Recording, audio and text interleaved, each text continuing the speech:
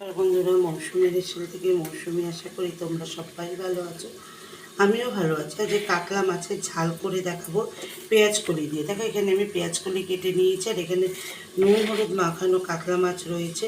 দেখো, তেলটাও গরম হয়ে গেছে। এবার এই তেলের মধ্যে আমি মাছ, দেখো মাছগুলো আমি এপিট ওপিট করে লাল লাল করে ভেজে নিয়েছি। দেখেছো, মাছগুলো এবার আমি তুলে নেবো।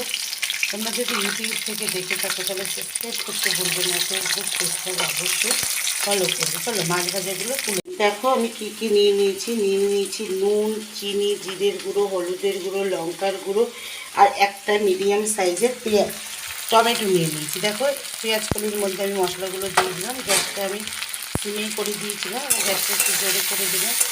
মশলাগুলো ভালোভাবে আমি মিশিয়ে নিচ্ছি। আমি কিন্তু একটু পেঁয়াজ রসুন বাটাও দেবো, সেটা এখনও রেডি করা হয়নি, মানে বাড়া হয়নি। দেখো, মশলাগুলো অনেকটাই ভাজা ভাজা হয়ে গেছে। এবার আমি দিয়ে দিচ্ছি পেঁয়াজ রসুন বাটা। দেখো, পেঁয়াজ রসুন বাটার পরিমাণটাও অল্প দিয়ে দিলাম, দিয়ে ভালোভাবে আমি মিশিয়ে নিচ্ছি। একটু জল দিয়ে দিচ্ছি, দেখো উষ্ণ গরম জল দিয়ে দিলাম, দিয়ে ভালোভাবে সব মশলাগুলো পেঁয়াজ কলির সঙ্গে মিশিয়ে নিচ্ছি। আমি কিন্তু আজকে তোমাদের কাতলা মাছের ঝাল করে দেখাচ্ছি পেঁয়াজ কলি দিয়ে। দেখো, তোমাদের সঙ্গে কথা বলতে বলতে আমি মিশিয়ে নিলাম।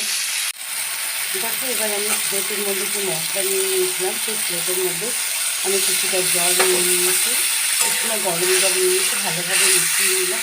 আমি যে মাছটা ভেজে রেখেছিলাম লাল লাল করে, সেই মাছ 4 পিসে দিয়ে দিলাম। দেখো, 4 পিস মাছ দিয়ে দিলাম, দিয়ে ভালোভাবে আমি মিশিয়ে নিচ্ছি। আমি কিন্তু যে পেঁয়াজ করে দিয়ে তাদের মাছের ঝাল করে দেখাচ্ছি।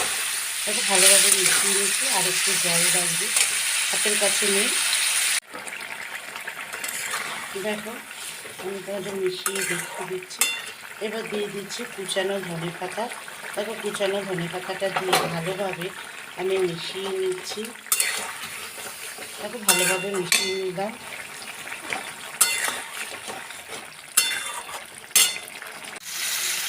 দেখো, মাছের ঝালটা কিন্তু হয়ে গেছে। আমি গ্যাসটা অফ করে দিচ্ছি, ঠান্ডা হলে তোমাদের পরিবেশন করে দেখাচ্ছি।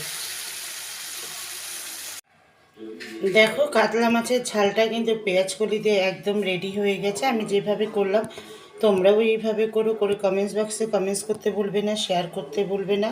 আর ইউটিউব থেকে যদি দেখে থাকো তাহলে অবশ্যই সাবস্ক্রাইব করো, আর ফেসবুক পেজটাকে ফলো করো। দেখেছো, কালারটা কিন্তু অসাধারণ এসছে। গরম গরম ভাতে খেতে কিন্তু অসাধারণ লাগবে। আজকের মতন আসি, নমস্কার। সবাই ভালো থেকো, সুস্থ থেকো, টাটা।